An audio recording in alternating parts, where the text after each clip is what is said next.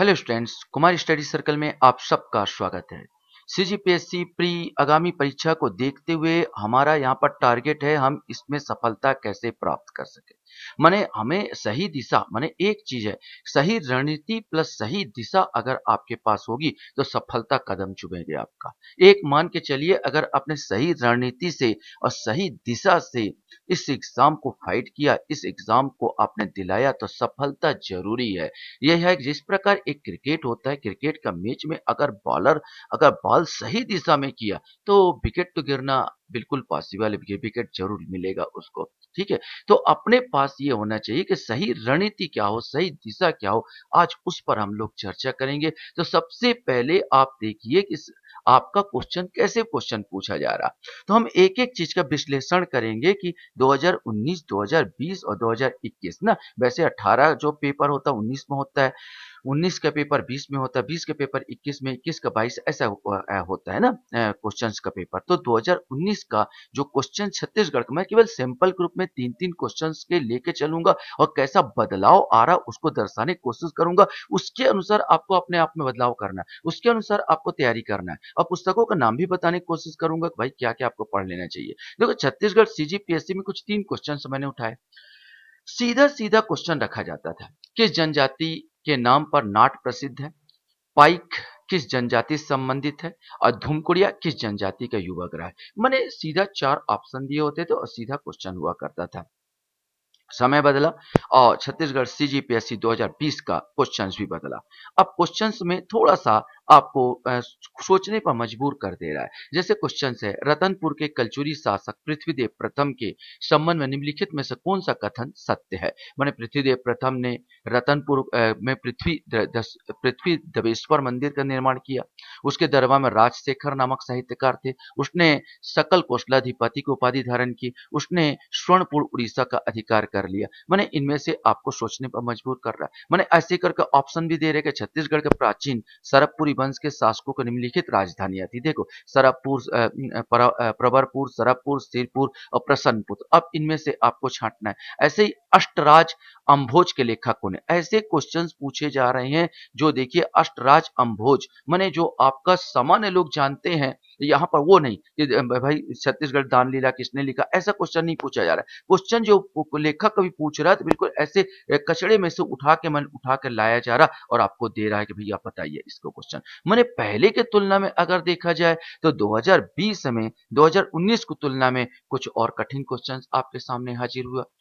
इसके बाद छत्तीसगढ़ पीएससी 2021 का अगर हम देखें तो जैसे क्वेश्चन था, लाल बंगला किस जनजाति से संबंधित है, चांग देवी का देवालय किस जिले में स्थित है। देखिए, चांग देवी कोई सुना ही नहीं था। यहाँ पर चांग देवी का देवालय कोई पुस्तक में आपको नहीं मिल रही थी। छत्तीसगढ़ में पहली बार राष्ट्रीय आदिवासी नृत्य महोत्सव का आयोजन कब किया गया। मैंने यहाँ पर डेट भी बता रहा है, 27 से 29 अक्टूबर 2019 या 27 से 29 दिसंबर 2019, ऐसे 25 से 28 अक्टूबर 2020। मैंने पूरा का पूरा महीना सही डेट वाइज आपको याद करवा रहा। ग्राम गढ़ बेंगला के चंदेरू मंडावी को किस लिए जाना जाता है। देखो, ग्राम गढ़ बेंगला के चंदारू मंडावी को किस लिए जाना जाता है, काष्ठ कला के लिए या भित्ति चित्र के लिए या वस्त्रांचल के हॉलीवुड का पहला हीरो या लोक नृत्य कलाकार या 1933 में गांधी जी को भाषण देने के लिए आमंत्रित करने वाले राजकुमार कॉलेज के प्रचार का नाम क्या है। ऐसा क्वेश्चन पूछा, किसने उसको आमंत्रित किया, T A Scott, Smith Pierce, H S Lowry या एल एस कैरी। माने आपसे क्वेश्चन जो पूछ रहा है तो इस प्रकार का अब सवाल ये होता है कि सतही पुस्तक जो आप पढ़ रहे हैं तो उसमें ये पॉसिबल नहीं है कोई भी क्वेश्चन, हमको एक क्वेश्चन के सिवा कोई क्वेश्चन नहीं मिल रहा। यहाँ पर केवल लाल बंगला, ये तो केवल मैं सैंपल दिया, आपको 50 क्वेश्चन देखना है और 50 क्वेश्चन का देखो तरीका भिन्न हो गया। पहले कैसे डायरेक्ट क्वेश्चन पूछा जाता था, थोड़ा सा 19-20 में घुमाया और 21 में तो पूरा घुमा के रख दिया। तो अब तैयारी किस दिशा में करें, कैसे हम लोग तैयारी करें,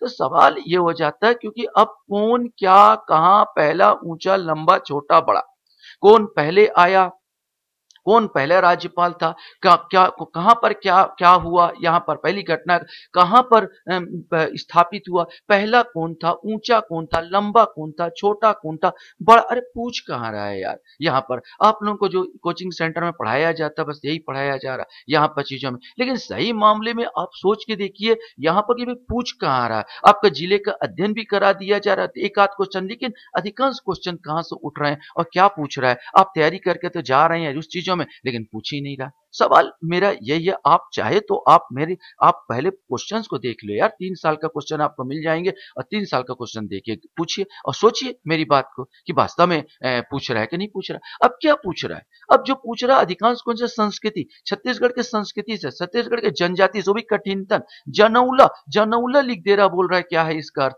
लोकोक्ति पूछ रहा, बोल रहा क्या अर्थ है इसका, पर्यटन के बारे में लेखक पूछ रहा, वो भी ऐसे लेखकों के बारे में जिसका आपने नाम नहीं सुना, वो ऐसे क्वेश्चन को पूछा जा रहा है। छत्तीसगढ़ी व्यंजनों के बारे में, पहनावे के बारे में, वो भी सिंपल नहीं, बिल्कुल ऐसे जैसे कभी नाम नहीं सुना, ऐसे क्वेश्चंस को ज्यादा उठाए जा रहे हैं। आप देखो तैयारी की दिशा तो आपको बदलना होगा ना।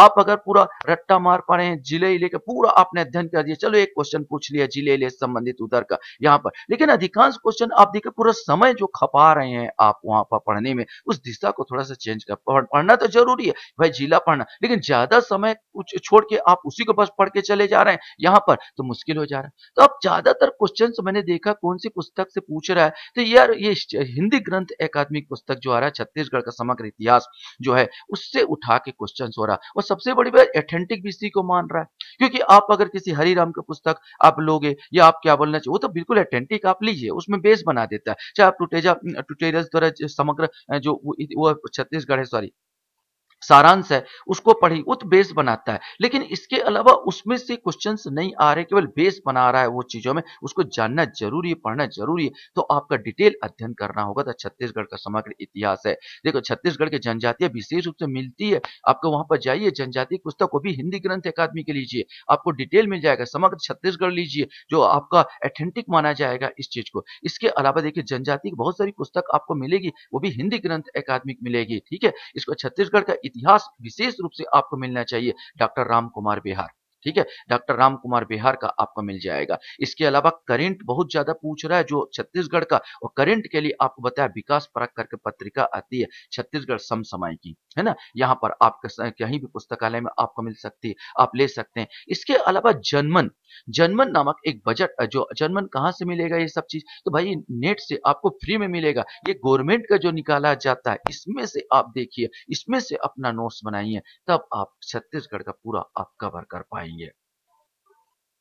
इसके अलावा सीजीपीएससी 2019 की संविधान की बात कर लिया जाए, देखते हैं संविधान में किस प्रकार क्वेश्चन पूछे जा रहे हैं। तो संविधान में देखो पहले जो क्वेश्चन पूछा जाता है 19 में, संविधान में किस अनुच्छेद में वयस्क मताधिकार का मान्यता दी गई, सिंपल क्वेश्चन है। संविधान किस अनुच्छेद में कानून का समान संरक्षण प्रभावित है और धन विद्या को कौन प्रमाणित करता है। लेकिन ये इसके बाद ये पैटर्न पता नहीं कहाँ खो गया, ये पैटर्न तो छूट ही गया। अगर आप इस प्रकार का संविधान रट रहे हैं तो मुश्किलें पड़ जाएंगे, क्योंकि अब सीजीपीएससी 2020 का अगर संविधान में क्वेश्चन देखूं तो आपको बिल्कुल पीएचडी करवा रहा है। जैसे राज्य के विधायिका और संसद का एक सदस्य निर्वाचन के बाद भारत वर्ष में दल बदल के आधार पर होने वाली निर्भरता का अपवाद निम्नलिखित में से किस स्थिति में माना जाता है। अब इसमें से पूरा दे दिया, यदि राज्य की विधायिका या संसद के किसी सदन का अध्यक्ष उपाध्यक्ष निर्वाचित हो जाने पर वह स्वेच्छा से मूल राजनीतिक दल की सदस्यता छोड़ देता है, यदि ऐसे पद पर न रहे जाने के पश्चात वह राजनीतिक दल के पुनः सम्मिलित हो जाता है,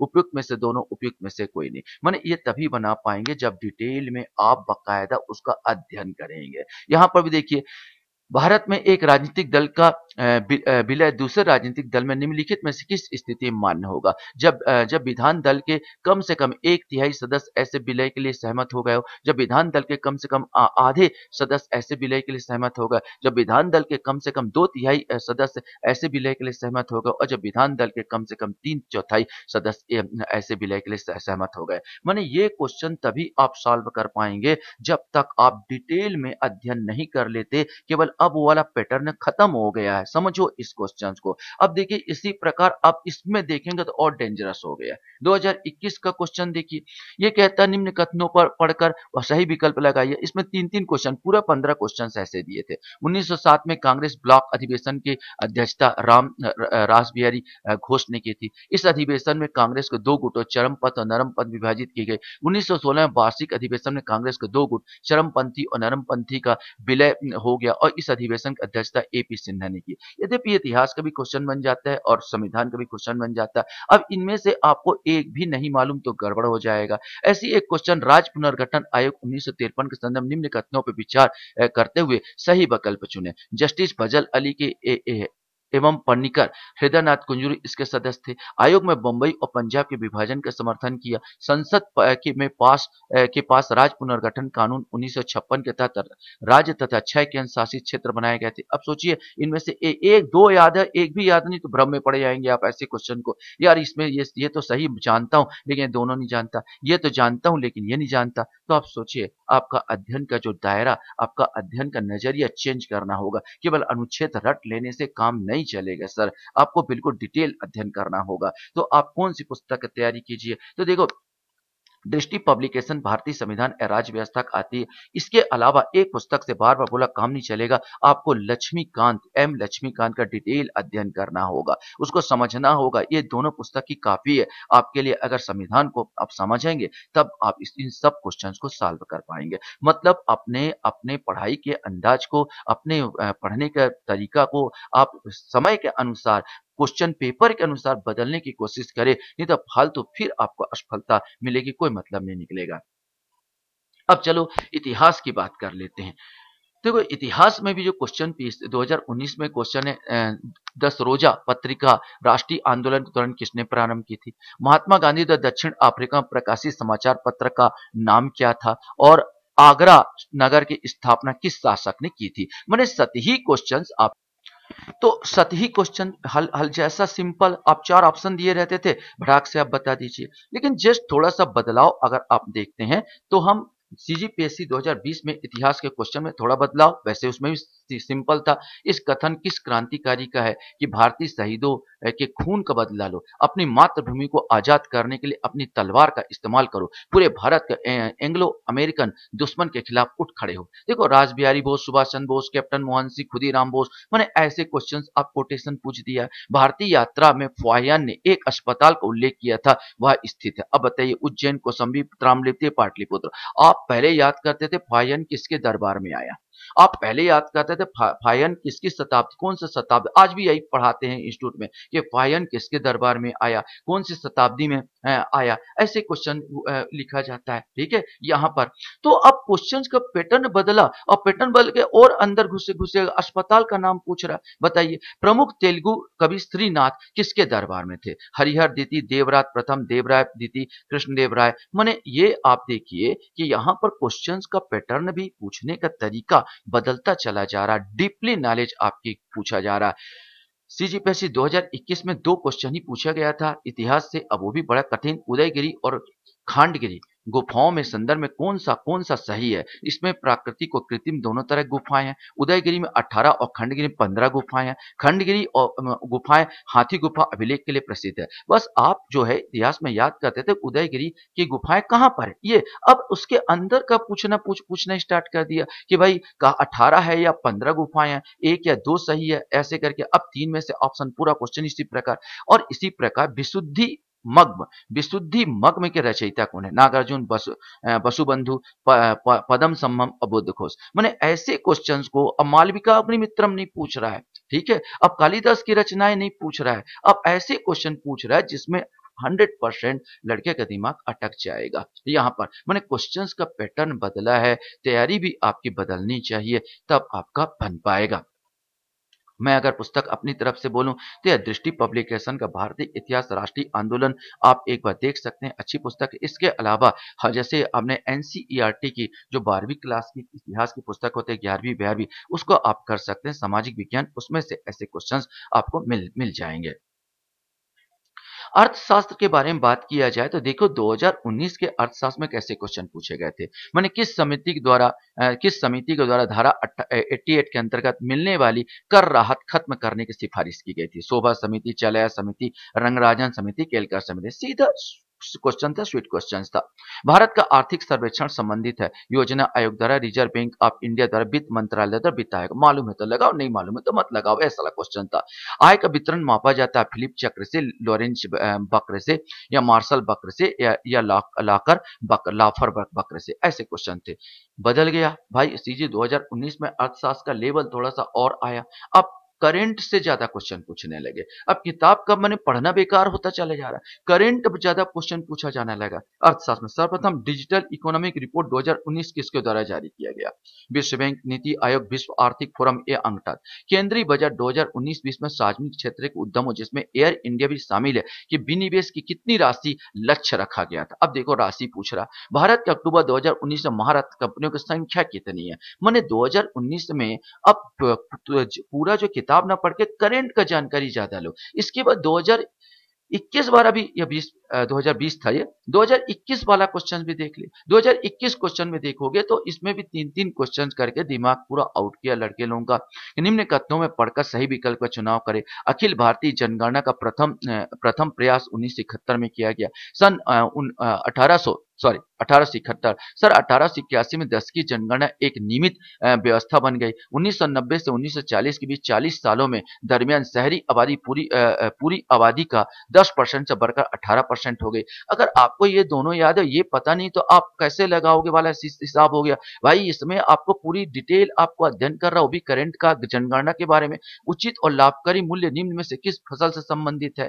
थोक मूल्य सूचकांक की गणना विनिर्मित उत्पाद का महत्व प्रतिशत में कितना है? अब प्रतिशत पूछ दिया, सूचकांक का थोक मूल्य। अंतर्राष्ट्रीय मुद्रा कोष IMF में भारत के विशेष आहरण अधिकार प्रतिशत एवं बोर्ड का प्रतिशत क्रमशः कितना है? तो ये सब के सब देखो करंट माने। अब जो है आप अगर पूछ रहे हो रट्टा मार रहे, पंचवर्षीय योजना को रट्टे पड़े, पहली में कितना, दूसरी में, जैसे कोचिंग सेंटर पढ़ाया जाता है, पहली पंचवर्षीय योजना कब लागू हुआ, कब यह गया, माने इसमें आपको कहते जीडीपी क्या है, जीडीपी के प्रकार कितने प्रकार है, यहाँ पर प्रत्यक्ष कर क्या है, अप्रत्यक्ष। अरे पूछ कहाँ रहा है यार, आपको पूरा एक महीना पूरा आप रट्टा मार रहे हैं। आपको ये समझ लेना चाहिए कि ऐसे क्वेश्चन जानना जरूरी है, नो डाउट। अर्थशास्त्र समझने के लिए जानना जरूरी है, बेस बनाना जरूरी है, लेकिन सर पास होने के लिए इंपॉर्टेंट, क्योंकि ऐसे क्वेश्चन 3 साल में बदल गए हैं, आ ही नहीं रहा है। अब सवाल होता है कि भाई इससे अच्छा तो आपको क्या पढ़ लेना चाहिए? तो मैं तो कहता हूं इससे अच्छा एक ही पुस्तक प्रत्युत्तर दर्पण उठाओ यार, जो करंट पूरा दिया था प्रत्युत्तर दर्पण का वार्षिक समसामयिक वार्षिक 2022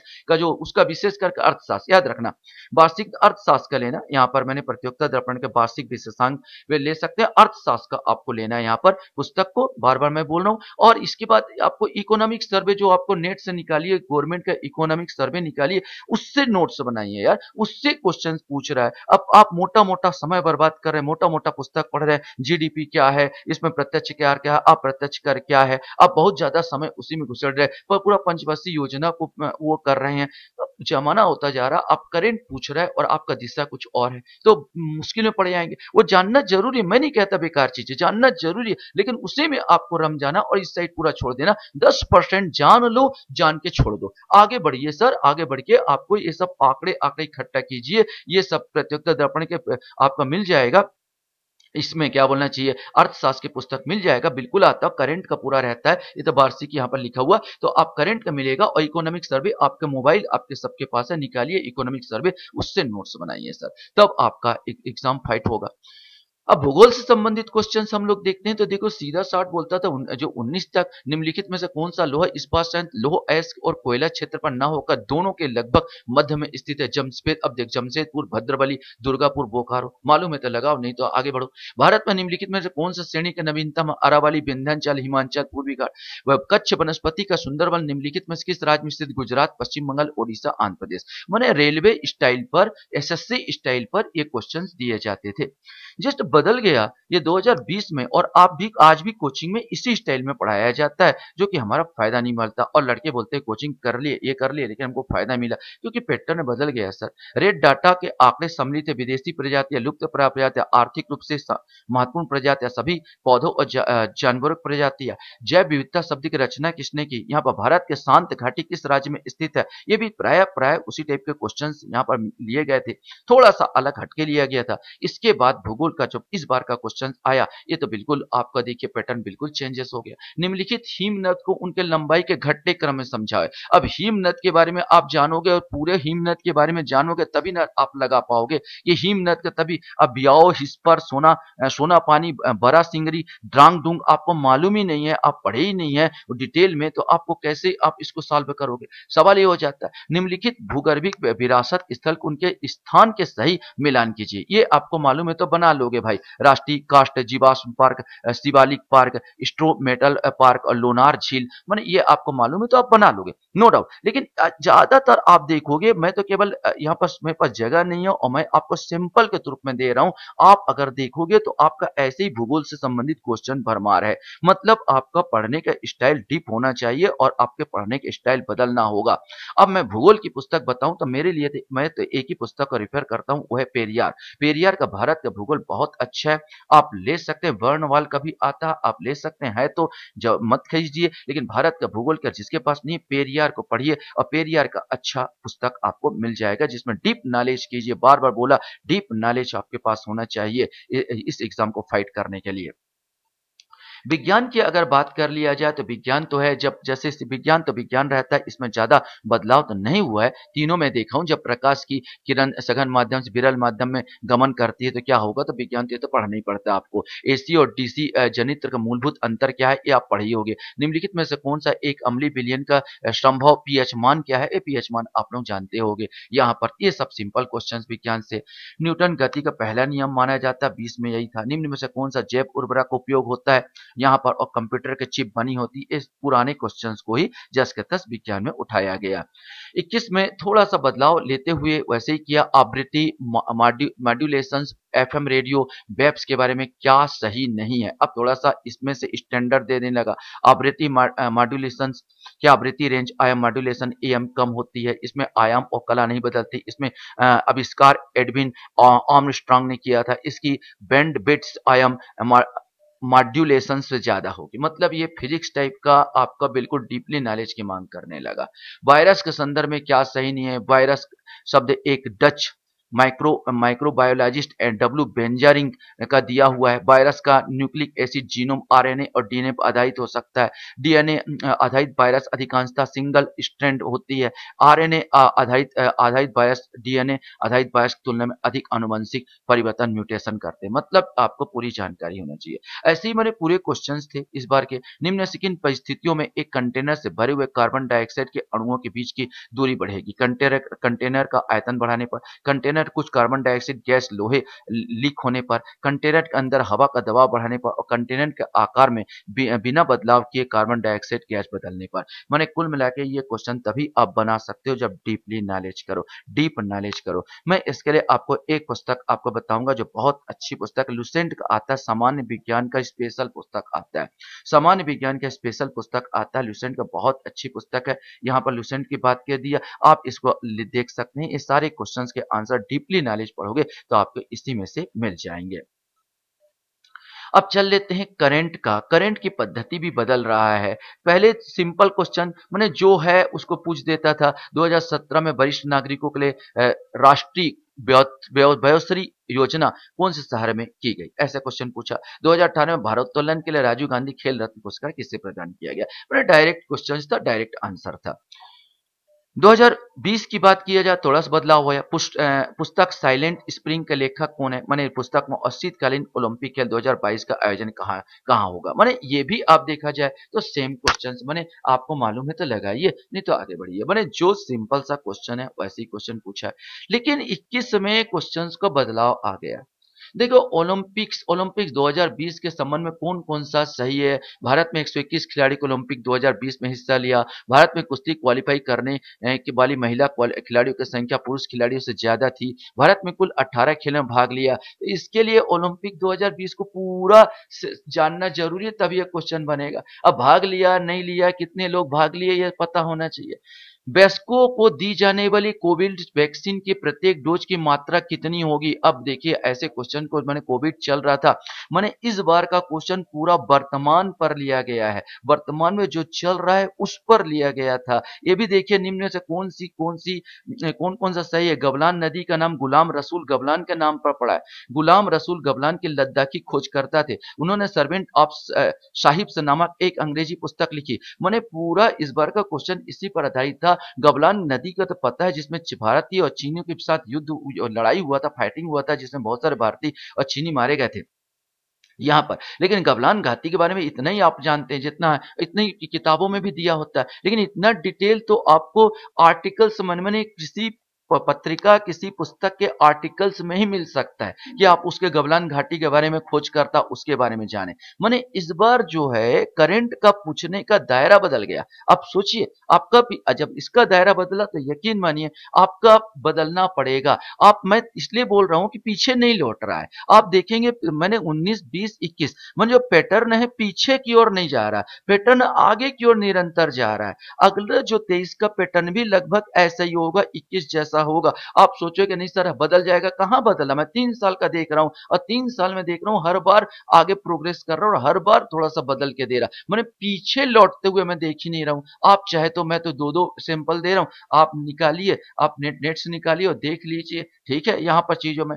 अब सवाल यह, मैं तो कहूंगा आपको रोज आपको करंट की तैयारी के लिए या रेडियो में एफएम में न्यूज सुनना स्टार्ट कर दीजिए। रोज आप न्यूज सुनिए, एफएम में अच्छी तैयारी होती है। और न्यूज़पेपर जैसे अगर दैनिक भास्कर हो, आर्टिकल्स हो, नवभारत हो या एक जनसत्ता हो या कोई भी एक अखबार पढ़ते हो, उसके हेडिंग को एक बार पढ़ो, अंडरलाइन करो, रात को सोते वक्त एक बार कटिंग काट के मत रखो, कभी नहीं पढ़ पाओ, कचड़ा इकट्ठा कर रहे हो आप।